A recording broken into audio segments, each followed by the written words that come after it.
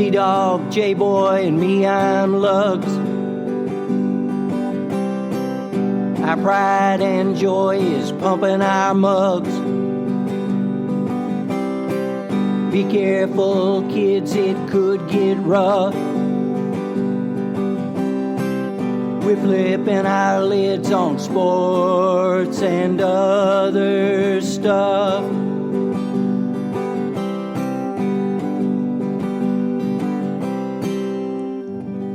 Welcome to Sport Weasel Central. I'm Lugs. I'm J-Boy. And I'm T-Dog. This is Sports and Other Stuff, killing 99.9% of all household germs. College football. Excuse me, Mr. Saban, you have 12 men on the field. What? Kentucky only throws 2 forward passes and hammers Louisville anyway? NFL Week 13. Look out. The Ravens now are the number 1 seed in the AFC. And Mr. Brady, say hello to Mr. Watson. Gentlemen, let's get started with college football. Here we go. Well, I guess the big story is Bama just at the end kind of doing themselves in. But I don't think, even if they had won, I got to say they played nobody all year long. Mm-hmm. So I don't think it's that big of a loss. I still don't think Utah will make the cut, though. I'm not disagreeing with you. I mean, mainly because their main chance went away when Oregon lost to Arizona State. If Oregon didn't lose to Arizona State, then maybe. I mean, you look at it. Oregon struggled for a long period of time up until the fourth quarter against Oregon State. So it's like, man, you cannot help yourself or your conference. It's like, yeah. So who will be team number 4? Georgia. He says Georgia. I say whoever wins Oklahoma Baylor. That's who I think gets in. That's a good. Wins that Big 12 championship. I wouldn't disagree with that. Yeah, because it's always funny, like how you could tell, like people kind of squirm in, like just like when Indiana was ranked. I kind of feel Indiana was ranked so that because they played Penn State and Ohio State, so that Penn State could get a win against another ranked team, albeit a 24th one, so they can be like, yeah, they beat this ranked team. And that way, when they get sacrificed to Ohio State, they're like, hey, Penn State's good. They beat this ranked team on top of it just before playing Ohio State. You kind of saw that with Oklahoma. They beat Oklahoma State. Oklahoma State is obviously way better than Indiana, but I'm just saying, like, like they got another ranked win, Oklahoma. And if they beat Baylor, that's another ranked win, and obviously it's another ranked win for Baylor if they beat Oklahoma. So, well, and I think if you ever got there, the possibility of an LSU-Oklahoma game puts 2 Heisman Trophy candidates against each other, so that's a good TV selling point. And then there's Jim CBOS Harbaugh. CBOS can't beat Ohio State. 0 for 5. Wow. And it was a worse game than even the score, and the score was ridiculous. So Ohio State made its case, no question about it. No, they're the guys. They're the best team. Yeah. I mean, they're the best team. It's LSU has a good offense. Their defense is pretty good. Ohio State has a good offense and has what appears to be the best defense. Now, look, Clemson's defense is really good. We just don't know how good it is. Right. So, but they did what they had to do. They ran the table. They haven't had the schedule that you would have liked them to have. Well, it's funny because I know none of the teams that are good, but like they not only beat the teams, like I think they've like beat teams by an average of like 30 plus points like every weekend. And as much as we talked about early in the year, like Trevor Lawrence kind of being at sleepwalking, like these last month and a half, he's locked in. He hasn't thrown a pick, and they're just humming. So, yeah, it's kind of like they had to get back to form. It was like they took the year off almost. And they're done hitting the snooze button. Yeah. So, hitting the snooze button. But, by the way, the UK U of L game was the first time I'd seen Bowden just flat out. I mean, those guys, that offensive line, first of all, is a monster. U of L had never and may never again face another offensive line like that. They're built to play in the SEC. They really are. And it was just amazing to me. I mean, Bowden's stock is at an all-time high. Well, what's fascinating, I'll ask you, at what? What's he going to be? He'll be a quarterback. He'll be a quarterback in the next. I think Lamar has opened the way for these sorts of guys. I do. He can fake. He faked everybody in the stadium. Well, what was amazing to me was, okay, ball snapped. He holds it for a second and looks and sees where the hole is and then goes for it and got away with it. Every time. Okay, Tim Sullivan, Courier-Journal. I want to read this and see what you guys say. In his column, he writes, UK tackle Logan Sternberg said, "We wanted 500 yards and we knew we could do it. They're an ACC school, U of L, and they're not used to people running between the tackles like we are." So, question, is the ACC and the SEC, are they that much different? Yes. I think this year, I'm not going to say every year, this year definitely, at the top. Back when Florida State was actually that sort of team. And are the lines that much different in size, like you said? Well, I mean, you look at who won, like who's going to be in the ACC championship with Clemson. It's Virginia, just because the other side of the conference that U of L is not in. Like if U of L was on that side, they would have maybe won eight to 9 games. Well, Kentucky is. I mean, it's taken them a while, but Kentucky is built to play SEC just because that one tackle was 290 pounds playing against a guy who's 235.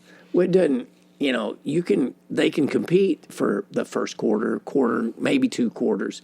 After that, you're just worn down. And that was across the line. I went back and looked at the weights of the players, and on average, it was between 25 and 40 pounds difference per player. And that's why Bowden can wait, like you said, hold the ball, wait till, there's a hole, I'm going. Right. U of L didn't have anybody that could penetrate. They just didn't. Well, I mean, it's just a good game for U of L because obviously it's the first year at Satterfield. Like, it just shows you, like, as promising as this year's been, they have a ways to go, and it's probably good for them that they just don't like. All right, we're there. Like none of those guys will understand. Like they have to get a lot better. Yeah. So could you have predicted 2 teams though, 7-5, 7-5? That I don't think we saw that one coming. Oh, U of L especially. I would have said maybe 3 wins, maybe, but. Yeah, I think it just goes back to, again, like, going back to that one interview I heard with them. Like, I think those kids just completely, like, checked out on Petrino. And because he checked out, and just from what I've ever heard of Satterfield does, like, really engage his players, and they do invest, and they believe in him, and they play hard for him because of that. So. And hats off to Mark Stoops and that coaching team to take a wide receiver. You lose first string, second string, and you're down to bring in a wide receiver. I mean, that's pretty amazing. No, to be fair to your point, obviously the end results aren't as great as it was last year, but it does go to show you how impressive coaching staff they are to be put in such a dire situation and still be able to turn it into a 2 games above 500 record. So well, and if they win the bowl game, that's 8 wins. Yeah. I mean, for a season that started the way it did, who would have thought? With a wide receiver as your QB.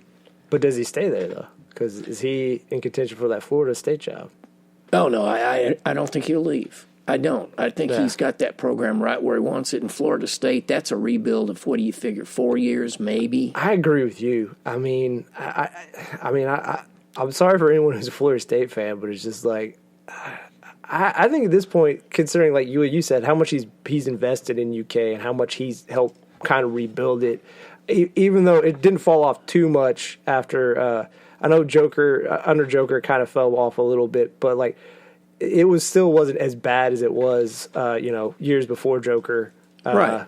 And I'm blanking on the coach. Rich Brooks. Rich Brooks. I always called him Eeyore just because like he always seemed like he was down. Like he helped rebuild that program. We're gonna win the game. We might win the game. Cobb, we might win the game. We're not going to win the game. And like Woodson and like they were fun to watch and like some good players. Yeah, and like the coach, like reporters be excited like how you doing? It's like I'll throw real okay. It's like man, this guy does.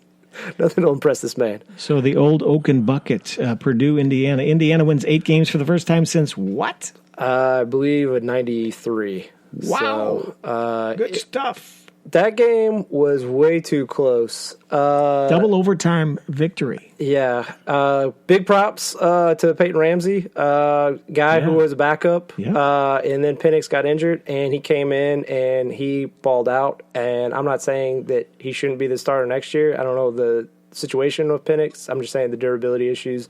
Maybe you just stay with Ramsey. The future is bright in some regards just because their best runner, Scott, he wasn't there. And then Samson James, who is a 4-star who decommitted to Ohio State and came out. He played well until he got injured in the second half, and him missing in the second half, that's what allowed Purdue to get back in the game because it made them so one-dimensional because they just didn't have another running back after because Stevie Scott wasn't there and Samson James wasn't there. So what about Jeff Brom's future? Oh, he's good. I think. This is the main. No, this is the main thing. Okay, they didn't have Rondell Moore, who is an exceptional special. He is the main reason they beat Ohio State last year. Is a wide receiver, a freshman wide receiver. He wasn't there. And I don't know if you watched the game or some of the highlights from that game. I'm not blaming you if you don't want to watch a game between 4 I just wanted to see the Oaken bucket. But I just want to get a look at that. They have a wide receiver, Bell, who's essentially special too. So they have 2 special wide receivers, and then they have Hopkins, the tight end, who's a Mackey, a Mackey candidate for tight end. They have some very special skill players. So I understand him just staying there. I think they'll be a lot better next year. So I just think they were so injury plagued this year. I think Purdue is going to be okay. Two more tidbits. Greg Schiano is going to go back to Rutgers, and Charlie Strong got fired. I don't know. I don't know. I asked you all. Do you think he ends up in FCS school, or does he go back to be a coordinator? I don't know. Considering where he is in his career, what does he do? Try reinvent. He's 58 years old. I read. Yeah, it's going to be tough for him. I don't think he'll ever get a head coaching job of a major university at this point. Coordinator in the SEC somewhere. If he wants to be, that's the thing. Is I know, and I get it. I get when you've been to the Florida heights, State rebuilding or somewhere. Yeah, I just get when you're at someone his height. I mean, I know he didn't have a successful run in Texas, but you were a head coach at Texas. Do you want to become a coordinator? I've seen him. He's only about 5'7". Oh man, his height. Oh, excuse me. I got to lift my feet up. Greg Schiano is a great hire. I mean, you think so? Well, I'll ask you. Why do you think it's not a great hire? He left there weirdly and then went to Tampa Bay. That was weird. I don't know. Is he? You go ahead. I don't know. Well, I guess he's a Petrino guy. He'll bail on him at midnight sometime. I'll just say this for. Oh, that's Greg Schiano calling. Similar to what we said earlier, he doesn't have a lot of options. So even if he gets hot, I don't think anyone's going to pick him up. So the good thing for them is if he does coach well, he's locked in long term. Because I don't think anyone's going to be like, oh, yeah, let's hire Greg Schiano. And plus, Rutgers is now Big Ten. It's a whole different deal than when he was there before. So the other thing is lots of money. The other thing is you look at the situation Rutgers has been, is it can't really get that worse. It really can't. I mean, I'm not trying to bash them. It's they've been truly, truly bad. So yeah. I mean, you're like, it might be. Why not? But I mean, it might be that. But I think it's a great why not. I'm crazy. Okay. Yeah. Give it a go. Is it pro ball time? Let's move on to the NFL. Your thoughts on the big week? Wow, it was a lot of good stuff. Good games. Yeah. My favorite, of course, was Lamar in San Francisco, but I do think they got a little lucky, the Ravens, there at the end. I mean, that kicker is like money in the bank. He's the guy. You look at 2 head coaches that are renowned for their background in special teams, Belichick and Harbaugh. That's Harbaugh's background, John Harbaugh's background. They both consider him the best kicker of all time. So that's as high a praise as you can get. That's big. So, I mean, his percentages are just mind blowing. As far as field goal and from long distance too. Yeah. So it's not chip shots. Yeah. And also the great thing about him is I don't know if you've ever heard him. He's got some. I mean, he's got some chutzpah. That Does guy. Yeah, Chutzpah. he'll say some things, and like obviously he's good enough he can get away with it. Like most kickers, you're like, shut up, I don't care about you. Yeah. But yeah, Justin Tucker, yeah. Well, I was just going to say, speaking of kickers, is this Vinatieri's last hurrah? I mean, my